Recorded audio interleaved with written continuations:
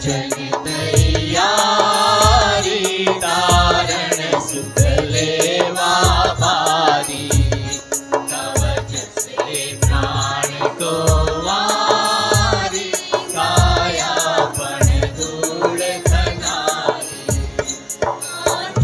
કવચે જો પાસે જોતામાં ઝડપી જાશે પછી ત્યાં તું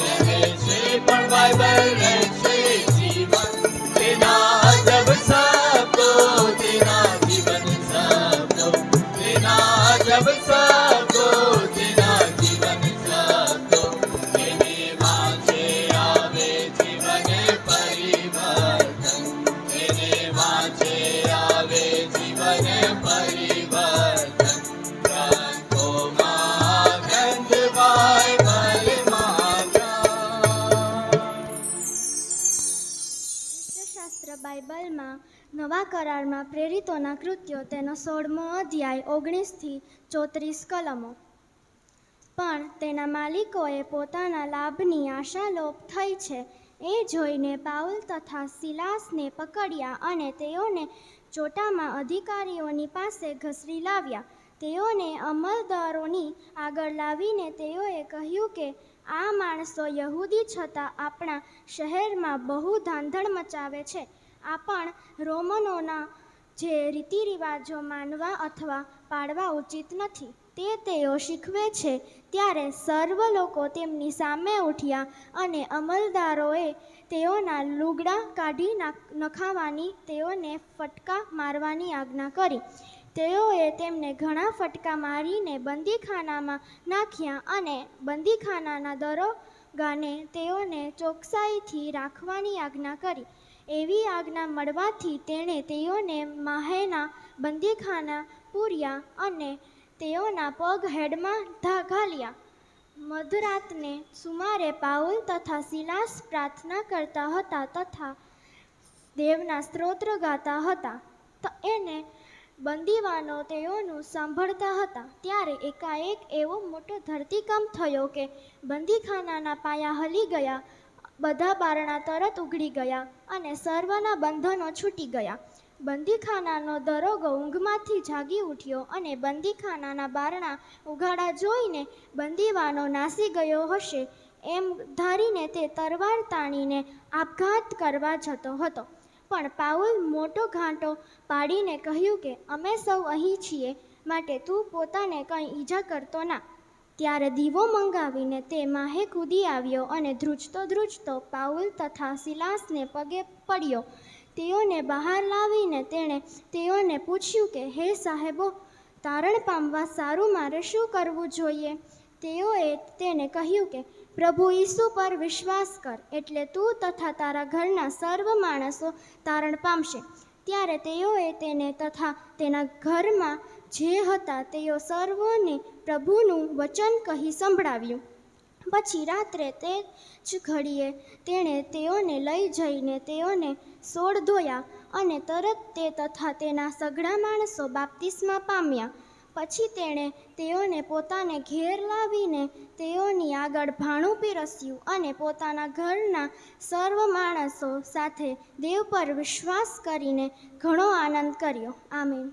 બધા બાળકો આવી ગયા હશે, આગળ આવી જાઓ અને નોર્મા ટીચર જે ગીત તૈયાર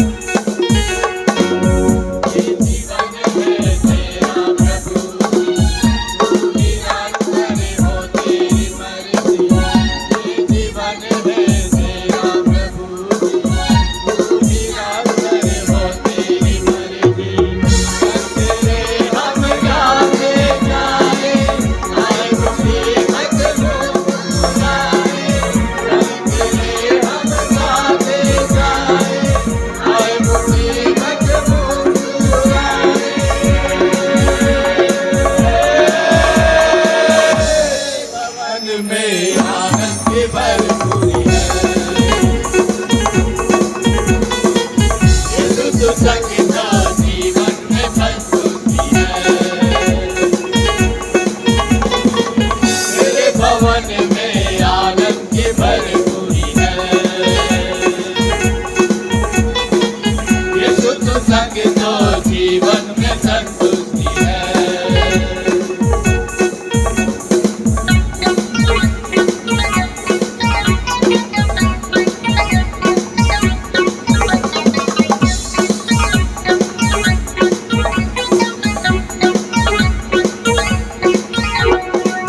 क्रूस पर हुई समाप्ति, आरस मिली पापों से मुक्ति।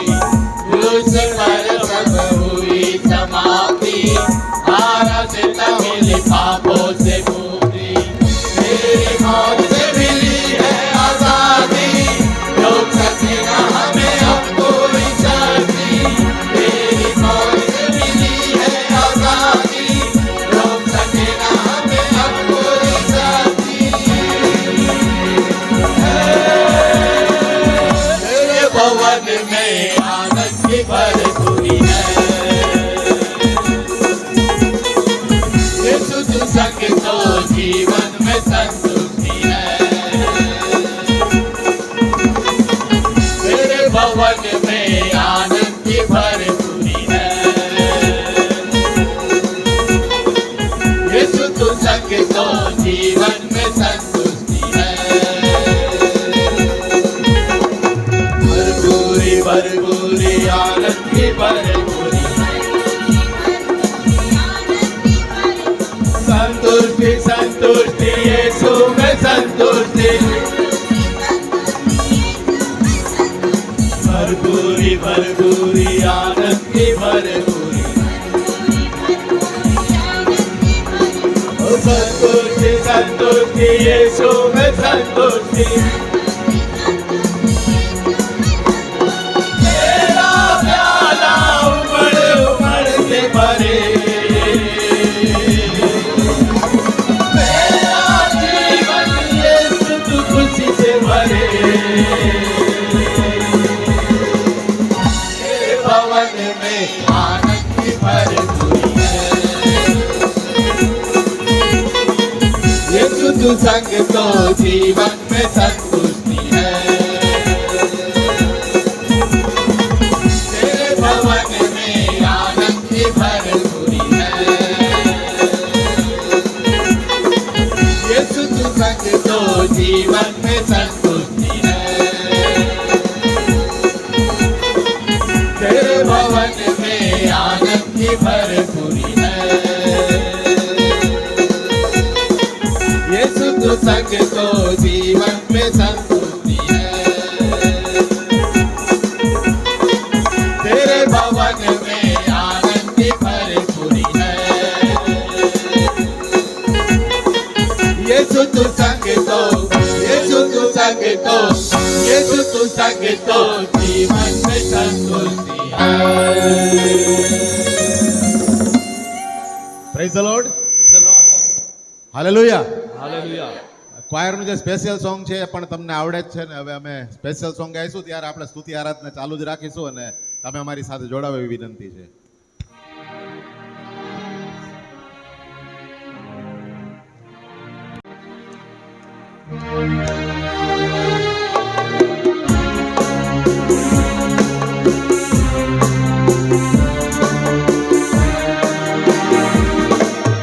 आराधना हम लाए हैं चरणों में तेरे प्रभु।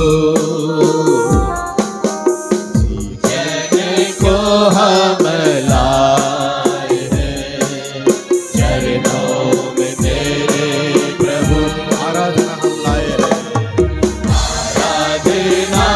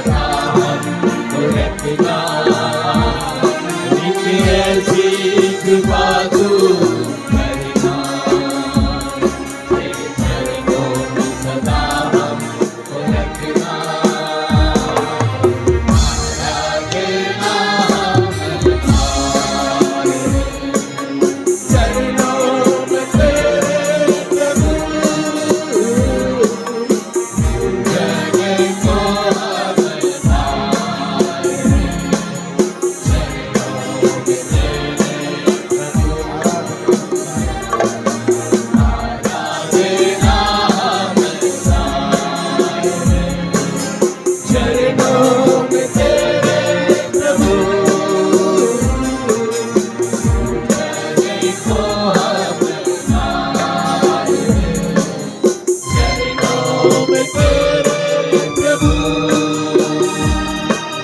चरणों में तेरे प्रभु चरणों में तेरे प्रभु તમારો આભાર ઈશ્વર, અમારી પરના તમારા અનેકવિધ ઉપકારોને માટે. પ્રભુ, અમારા સ્તુતિ આરાધનાના અર્પણોને અમારા જીવનો તમારા હાથમાં સોંપીએ છીએ, જેનો સ્વીકાર કરો પ્રભુ ઈશ્વરના નામે. આમેન.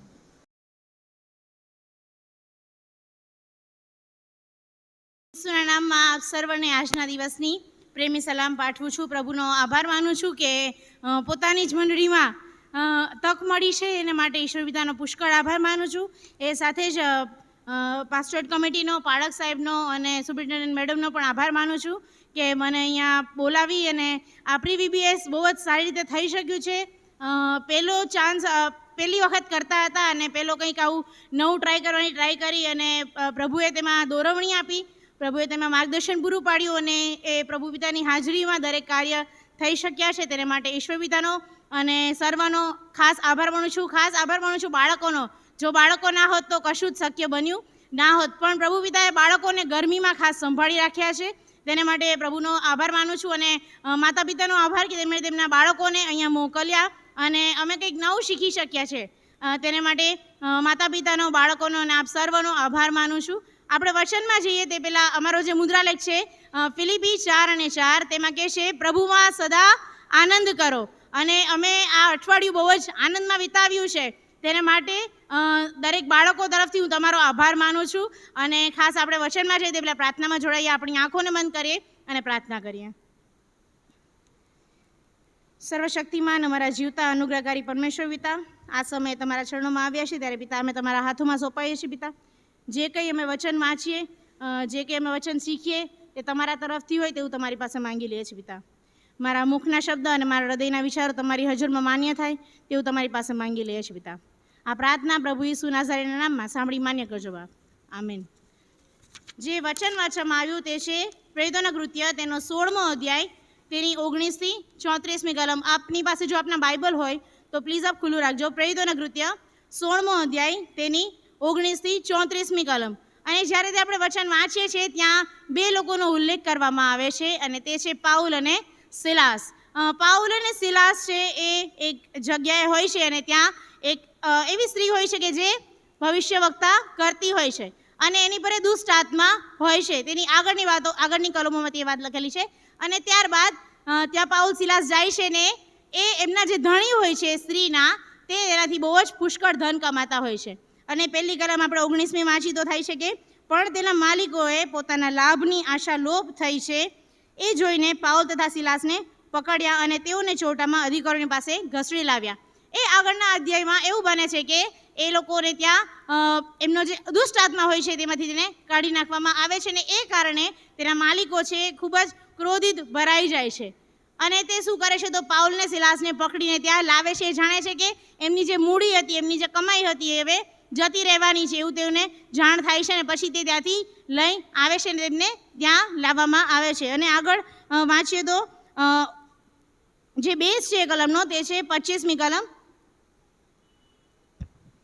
પ્રેરિતોના કૃત્ય 16મો અધ્યાય ને 25. મધરાતને સુમારે પાઉલ તથા સિલાસ પ્રાર્થના કરતા હતા તથા દેવના સ્તોત્ર ગાતા હતા અને બંદીવાનો તેઓનું સાંભળતા હતા. તેમાં લખ્યું છે કે તેઓ શું કરતા હતા? પ્રાર્થના કરતા હતા. આજે હું અલગ અલગ 4 પોઈન્ટ પર આપણી મંડળીને કંઈ કહેવા માંગુ છું. પહેલી વાત છે તે પ્રાર્થનાની બાબત છે. પ્રાર્થના તે આપણા જીવનમાં બહુ જ મુખ્યનો ભાગ ભજવે છે, કેમ કે પ્રાર્થના છે તે આપણને આપણા ઈશ્વર પિતા સાથે કનેક્ટ કરે છે. આપણે જો આપણા ઈશ્વર સાથે વાત કરવી હોય તો એ પ્રાર્થના એ સાધન છે, એ મહત્વની બાબત છે કે આપણે પ્રાર્થનાથી ઈશ્વર સાથે વાત કરી શકીએ છીએ. કોઈની સાથે આપણે વાત કરવી હોય તો આપણે ફોનનો ઉપયોગ કરીએ છીએ, પણ જ્યારે ઈશ્વર સાથે આપણે વાત કરવી હોય, એમની સાથે કનેક્ટ થવું હોય તો ત્યાં આવે છે કે પ્રાર્થના. આપણી મંડળીમાં આપણે જોઈએ તો અલગ અલગ વ્યવસ્થા છે કે આપણે પ્રાર્થનાની સંગત મળે છે અને પ્રાર્થનાની વેદીઓ સળગતી હોય છે. કૌટુંબિક પ્રાર્થના ઘરે થતી હોય છે, એ પ્રમાણે શનિવારની પ્રાર્થના હોય છે. આપણે જોઈએ છે કે અહીંયાથી પાળક સાહેબ જાહેરાત આપે છે, પણ કેટલા લોકો હાજર આવે છે, કેટલા લોકો તેમાં હાજર રહે છે? ગયા રવિવારે પણ રેણુકા આંટીએ આ જ બાબત ઉપર કીધું હતું કે પ્રાર્થનામય જીવન. અને આપણું જીવન એક ખ્રિસ્તી જીવન છે. આપણે કહીએ છીએ કે હું ખ્રિસ્તી છું. કોઈને ઓળખાણ આપી, તમે કોણ છો, તેમ કહેશે હું ખ્રિસ્તી છું. હે ને, આપણે કહીએ છીએ કે હું ખ્રિસ્તી છું, પણ આપણું ખ્રિસ્તી જીવન એ પ્રાર્થનામય જીવન ક્યાંય આઘું દેખાય છે આપણને. આપણે એ પ્રાર્થનામાં બહુ જ પાછળ છીએ. હું જ્યારે અહીંયા હતી ત્યારે અમે લોકો યુથ તરીકે શનિવારે પ્રેયરમાં મળતા હતા, શુક્રવારે પ્રેયરમાં મળતા હતા, અને શનિવારે ચર્ચની સંગત મળતી હતી. તો બહુ જ ઓછા લોકો ત્યાં જોવા મળતા હતા. અને જ્યારે છેલ્લો શુક્રવાર આવે ત્યારે શું હોય, હોલ નાઇટ પ્રેયર હોય. તો પહેલાં તો 10 આવે અને હોલ નાઇટ પ્રેયરમાં તો ગણીને 5 કે 6 હોય છે. આપણે જોઈએ છીએ કે એ આપણું પ્રાર્થનાનું જીવન કેવું છે. આપણે મંડળી તરીકે જ્યારે પ્રાર્થનામાં મળીએ છીએ ત્યારે પ્રાર્થના છે ઈશ્વરથી આપણને જ્યારે કનેક્ટ કરે છે. પ્રાર્થના છે દરેક મુશ્કેલીઓને દૂર કરે છે. અને અહીંયા પણ જોયું તો પાઉલ ને સિલાસ ક્યાં હતા, તો કે બંદીખાનામાં હતા. અને એ લોકો શું કરતા હતા, તો પહેલાં જ કીધું કે પાઉલ તથા સિલાસ પ્રાર્થના કરતા હતા. કયા સમયે? મધરાતને સુમારે. કોઈ સમય નક્કી નથી પ્રાર્થનાનો, પણ એ મધરાતને સુમારે તેઓ બંદીખાનામાં રહીને પ્રાર્થના કરતા હતા. 1 સમુએલ 1 અધ્યાય 17 અને 18મી કલમ આપણે જોઈશું. 1 સમુએલ 1 અધ્યાય 17 અને 18મી કલમ.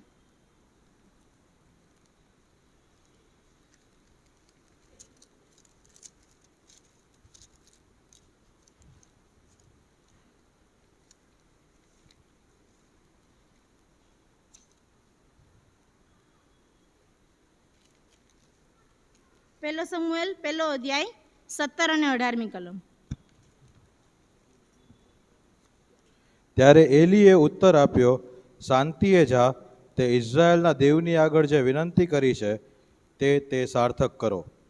તેણે કહ્યું, તારી દાસી પર તારી કૃપા દ્રષ્ટિ થાવ.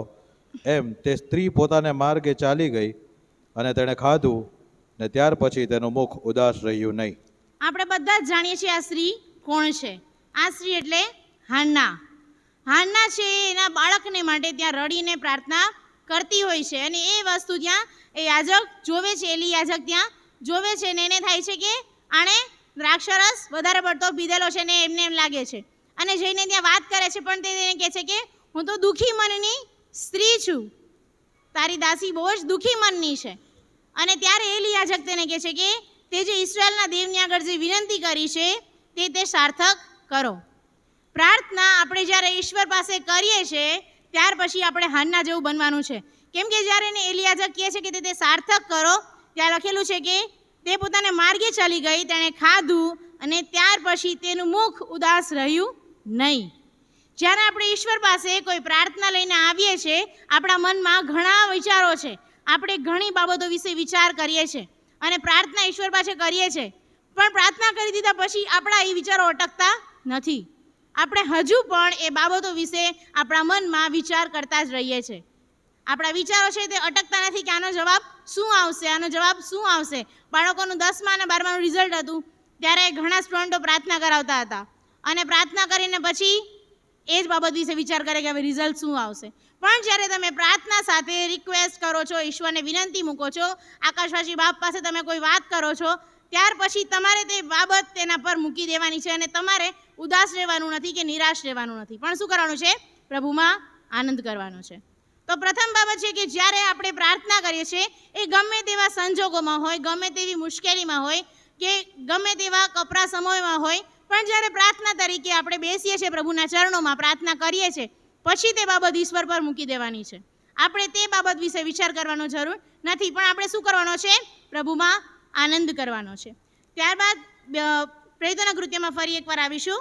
તેનો 7મો અધ્યાય અને તેની 60મી કલમ, છેલ્લી કલમ. પ્રેરિતોના કૃત્ય તેનો 7મો અધ્યાય અને તેની વર્સ 60. તેણે ઘૂંટણે પડીને મોટો ઘાટો પાડીને કહ્યું કે, ઓ પ્રભુ, આ દોષ તેઓને માથે ન મૂક. એમ કહીને તે ઊંઘી ગયો. અહીંયા આપણે જોઈએ તો કોની વાત છે? સ્ટેફનની વાત છે, જે પ્રથમ શહીદ કહેવાય છે. તે પણ ત્યાં પ્રાર્થના કરીને શું થાય છે? ઊંઘી જાય છે. અને શું કહે છે કે એમની પર તે દોષ ના મૂક. આવી પ્રાર્થના આપણા પ્રભુ ઈસુ ખ્રિસ્ત જ્યારે મારા અને તમારા પાપના લીધે વધસ્તંભ પર ચડાયા ત્યારે આવી જ પ્રાર્થના તેમણે પર કરી હતી કે તેઓ જાણતા નથી કે તેઓ શું કરે છે, એવો બાપ તેઓને માફ કર. અને તેવી જ રીતના આ પ્રાર્થના અહીંયા સ્ટેફન કરે છે અને પછી તે ઊંઘી જાય છે. તેથી કોઈને દોષ આપતો નથી. આપણે જ્યારે પ્રાર્થનામાં પ્રભુ પાસે આવીએ છીએ ત્યારે આપણે કોઈની દોષ લઈને તેમની પાસે જવાનું નથી, પણ આપણી જે વિનંતી છે તે આપણા પ્રભુ પાસે લાવવાની છે. અને જ્યારે વિનંતી લાવીએ છીએ ત્યારે દોષની વાત તેમાં આવતી નથી. ઘણા લોકો આપણે જોઈએ તો પ્રાર્થના કરતા હોય તો પરોશી અને દાણીની વાત આપણે જોઈએ. પરોશી કઈ રીતે પ્રાર્થના કરે છે? ઊંચું જોઈને, આકાશ તરફ જોઈને, ને દાણી છાતી કૂટીને પ્રાર્થના કરે છે અને ત્યાં તેની નમ્રતા દર્શાય છે. જ્યારે આપણે પ્રાર્થના કરીએ છીએ ત્યારે આપણે નમ્ર હૃદયથી પ્રભુ પાસે આવવાનું છે, પણ કોઈનો દોષ લઈને નહીં, પણ આપણી જે વિનંતી છે તે પિતા પાસે લઈને આપણે આવવાની જરૂર છે. આપણે પ્રેરિતોના કૃત્ય 16મો અધ્યાય તેની 25મી કલમ ફરી વાંચીશું.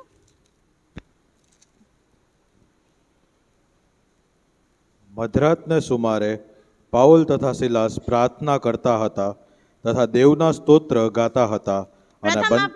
પ્રથમ આપણે જોયું કે તેઓ શું કરતા હતા? પ્રાર્થના કરતા હતા. અને બીજું શું છે ત્યાં લખેલું છે? તેઓ દેવના સ્તોત્ર ગાતા હતા.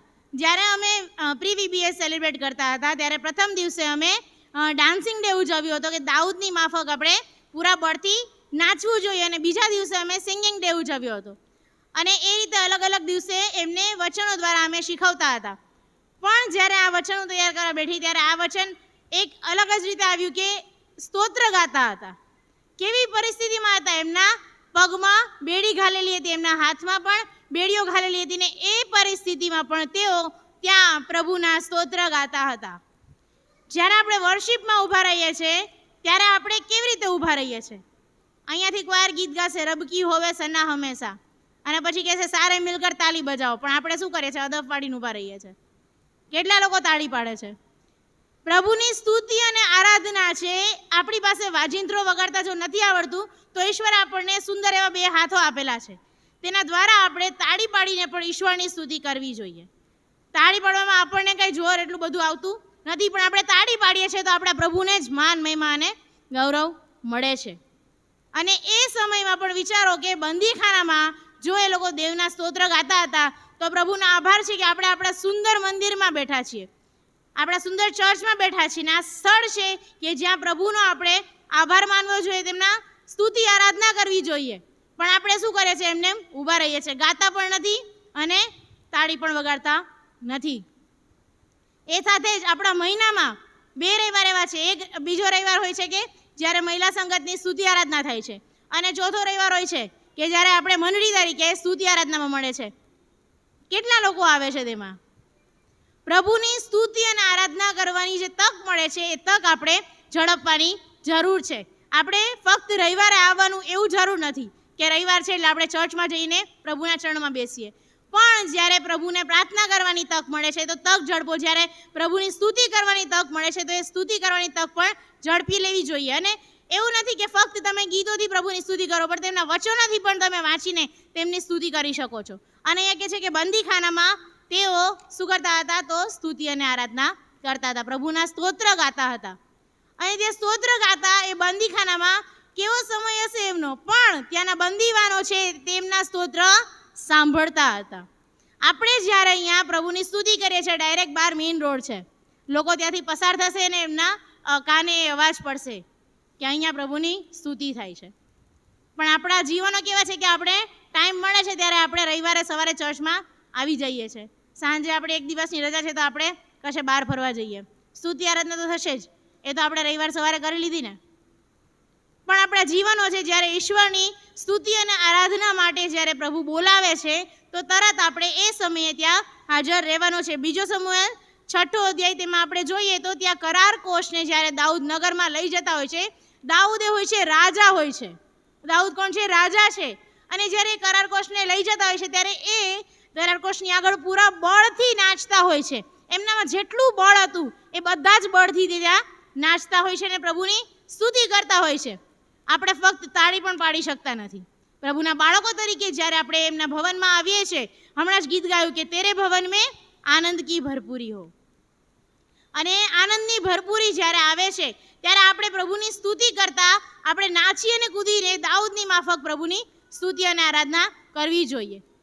તો બીજી જે બાબત આપણે શીખવાની છે કે આપણે ગમે તેવા સંજોગોમાં હોઈએ, ગમે તેવા સ્થળે હોઈએ, પણ જ્યારે પ્રભુ પિતા આપણને બોલાવે છે કે તું મારી સ્તુતિ કરવાને જા, તો આપણે તરત જ તે સમયે પ્રભુના ચરણોમાં આવવું જરૂરી છે. એ ચર્ચમાં હોય કે કોઈ બહાર જવાનું હોય, કોઈ પણ જગ્યાએ ક્રિશ્ચિયન કોન્સર્ટ થતા હોય છે ત્યાં પણ જવાનું હોય, પણ પ્રભુની સ્તુતિ કરવાની તક જો મળે છે તો એ તક ચૂકવાની જરૂર નથી, કેમ કે એ તક છે ફક્ત ને ફક્ત પ્રભુ ઈસુ આપણને આપે છે. ત્યારબાદ પ્રેરિતોના કૃત્ય તેનો 16મો અધ્યાય તેની 30 થી 34મી કલમ. તેઓને બહાર લાવીને તેણે તેઓને પૂછ્યું કે, હે સાહેબો, તારણ પામવા સારું મારે શું કરવું જોઈએ? તેઓએ તેને કહ્યું કે, પ્રભુ ઈસુ પર વિશ્વાસ કર, એટલે તું તથા તારા ઘરના સર્વ માણસો તારણ પામશે. ત્યારે તેઓએ તેને તથા તેના ઘરમાં જે હતા તેઓ સર્વને પ્રભુનું વચન કહી સંભળાવ્યું. પછી રાત્રે તે જ ઘડીએ તેણે તેઓને લઈ જઈને તેઓના સોળ ધોયા, અને તરત તે તથા તેના સઘળા માણસો બાપ્તિસ્મા પામ્યા. પછી તેણે તેઓને પોતાને ઘેર લાવીને તેઓની આગળ ભાણું પીરસ્યું, અને પોતાના ઘરના સર્વ માણસો સાથે દેવ પર વિશ્વાસ કરીને ઘણો આનંદ કર્યો. ત્યાં લખેલું છે કે તેણે તેઓને બહાર લાવીને શું પ્રશ્ન કર્યો કે તારણ પામવા માટે મારે શું કરવું જોઈએ? એ જોવે છે ત્યાં બનાવ એવો બને છે કે ધરતીકંપ થાય છે, બધાની બેડીઓ ખુલી જાય છે, પણ કોઈ જ ત્યાંથી ભાગી જતું નથી, બધા જ ત્યાં છે. એ ત્યાં જોવે છે અને દરોગો તરત તેને બહાર લાવીને તેમને પૂછે છે કે તારણ પામવા મારે શું કરવું જોઈએ?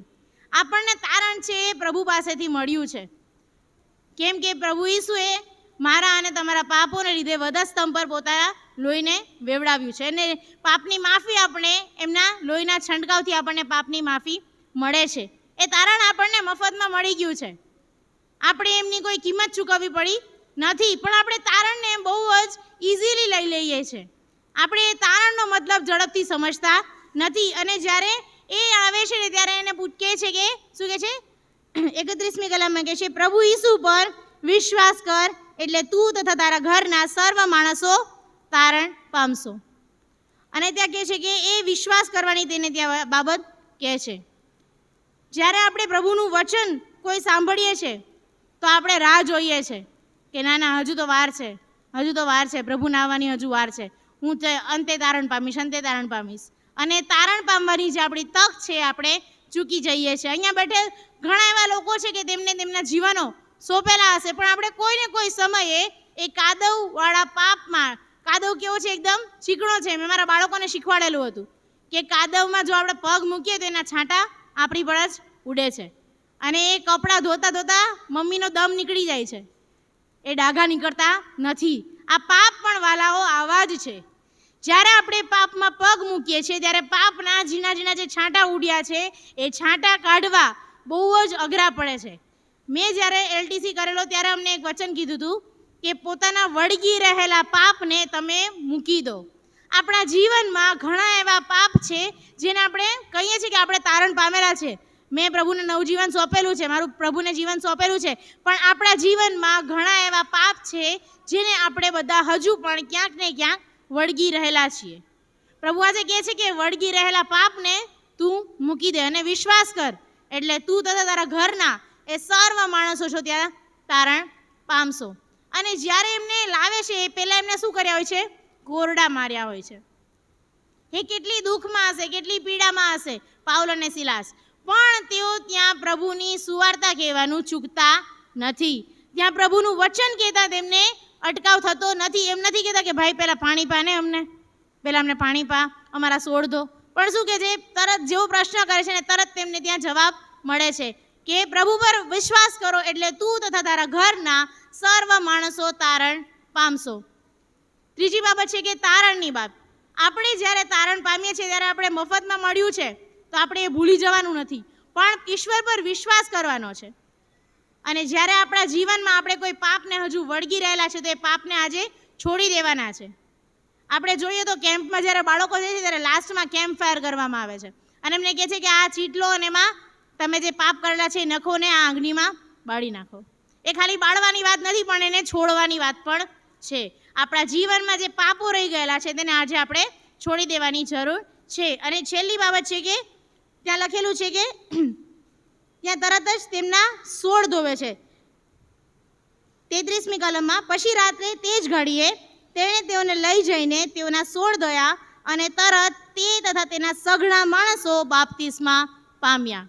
એ લોકો ત્યાં વાર જોતા નથી કે કાલે બાપ્તિસ્મા લઈશું, પછી લઈશું, પછી લઈશું, પણ શું તરત જ જેવા તેમના સોળ ધોવે છે તરત તેઓ બાપ્તિસ્મા પામે છે. અને ત્યાં એક નવા કુટુંબની આપણે સ્થાપના જોઈએ છે. અને છેલ્લે કહે છે કે દેવ પર વિશ્વાસ કરીને ઘણો આનંદ કર્યો. જ્યારે આપણે તારણ પામીએ છીએ ત્યારે પણ આપણે પ્રભુમાં સદા આનંદ કરીએ છીએ. એક એક બાબતમાં પ્રભુ આપણને કહે છે કે તું આનંદ કર. કોનામાં? તેનામાં.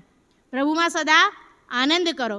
માથીને લખેલી સુવાર્તા તેનો 28મો અધ્યાય અને 19 અને 20મી કલમ આપણે જોઈશું.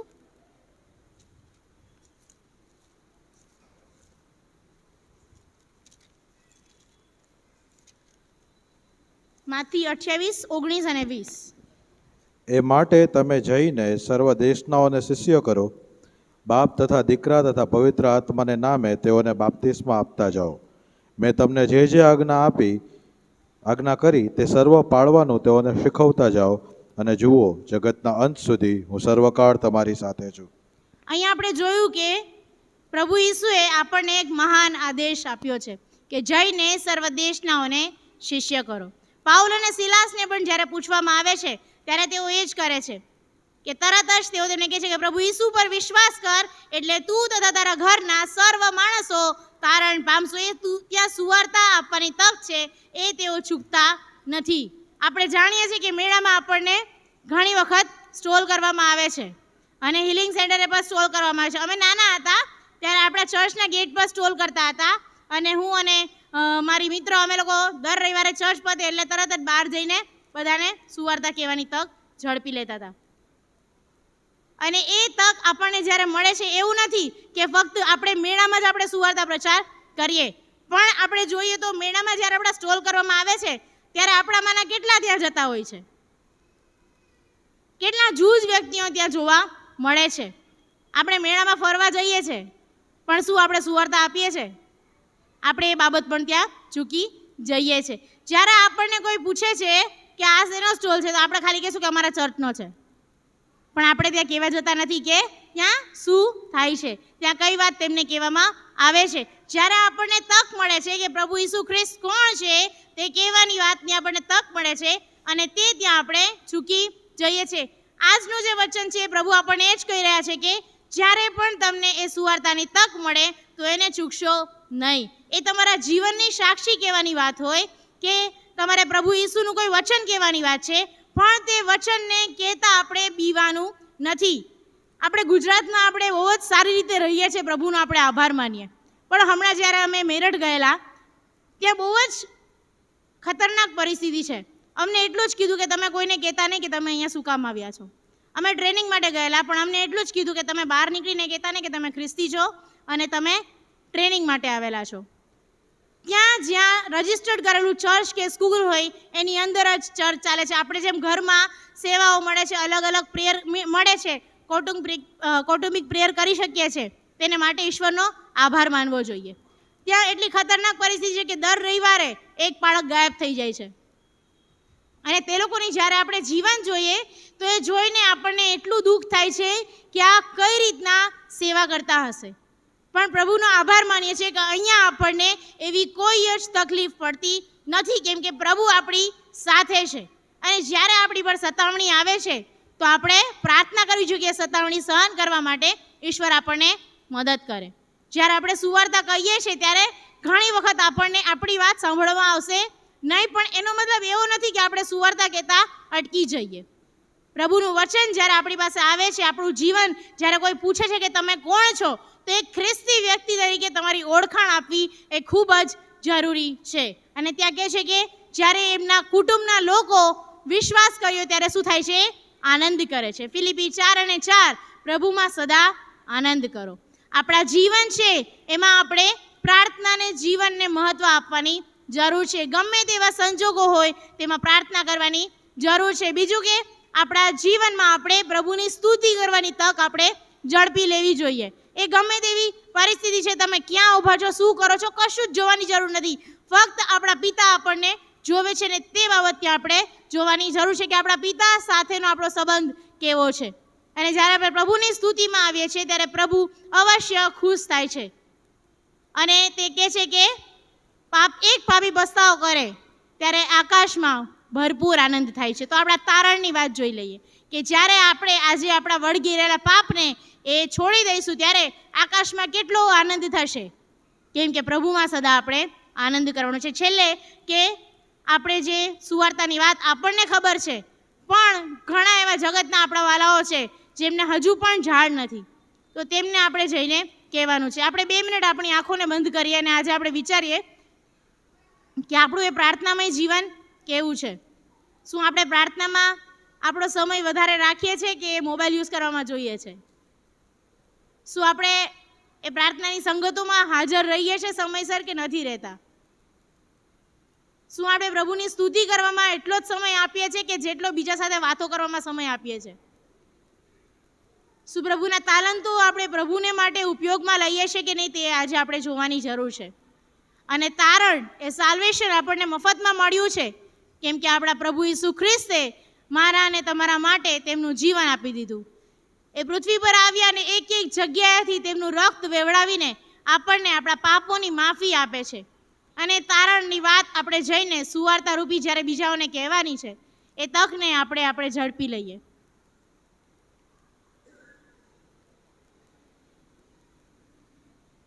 વાલા પ્રભુજી, આ સમયે તમારી હજુરીમાં આવ્યા છે ત્યારે આ વચનને માટે તમારો પુષ્કળ આભાર માનીએ છીએ અને તમારી સ્તુતિ કરીએ છીએ પિતા.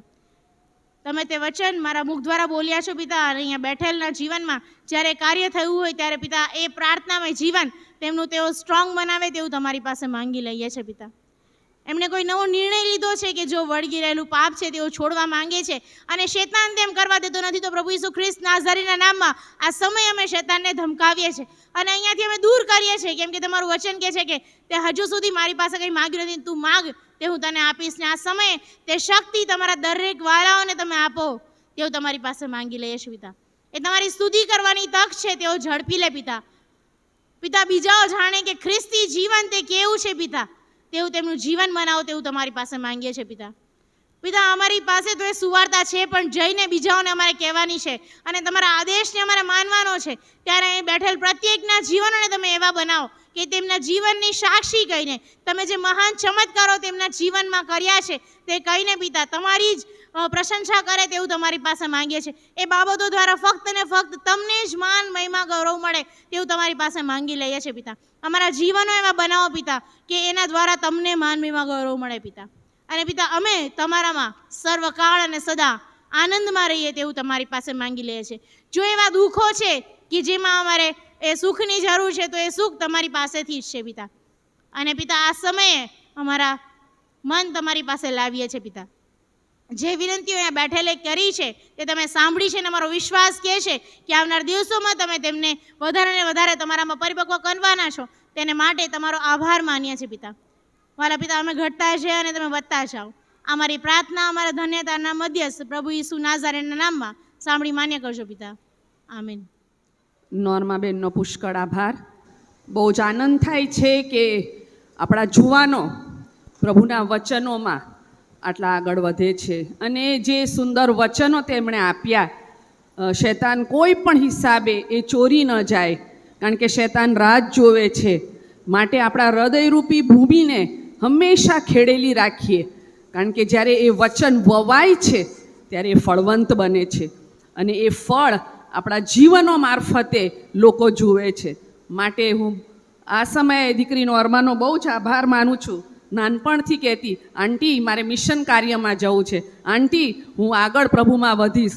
અને આજે પ્રભુએ એના જીવનને બહુ સુંદર રીતે આગળ લઈ જઈ રહ્યા છે. માટે હું ઈશ્વર પિતાનો પુષ્કળ આભાર માનું છું અને પ્રાર્થના કરું છું કે દીકરી નોર્મા જુવાનીમાં એના સર્જનહારનું સ્મરણ કરી રહી છે અને માટે પ્રભુ તરફથી જે આશીર્વાદો મળે છે, આપણે ઘણી વખત જગીક આશીર્વાદોને આશીર્વાદ માનીએ છીએ, પણ આત્મિક આશીર્વાદો આપણા જીવનમાં એક પ્રભુના બાળકો તરીકે બહુ અગત્યનું છે.